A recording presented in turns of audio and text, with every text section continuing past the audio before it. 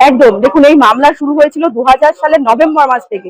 প্রথম স্যাটে অর্থাৎ রাজ্য সরকারের কর্মচারীদের যে ট্রাইব্যুনাল রয়েছে সেখানে এই মামলা কিন্তু শুরু হয়েছিল। সেই মামলা থেকে হাইকোর্ট, আবার হাইকোর্ট থেকে রিমান্ড ব্যাক হলো, এবং তারপরে এই দীর্ঘ এত বছরের লড়াই কিন্তু আজকে বলতে পারেন তারা একদম শেষ হাসি হাসলেন। কারণ সুপ্রিম কোর্টের পরে কিন্তু আর কোথাও যাওয়ার জায়গা নেই রাজ্য সরকারের।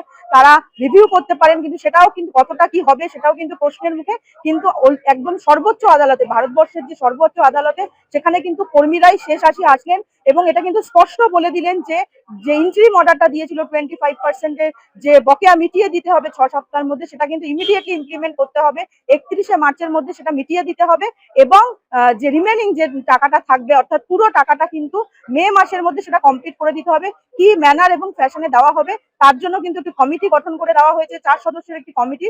তারা কিন্তু সেটা ডিসাইড করবে কি ম্যানার এবং ফ্যাশনে দেওয়া হবে। অর্থাৎ এত বছর পরে, এত দীর্ঘ আইনি লড়াইয়ের পরে রাজ্য সরকারি কর্মচারীদের কিন্তু জয় হলো।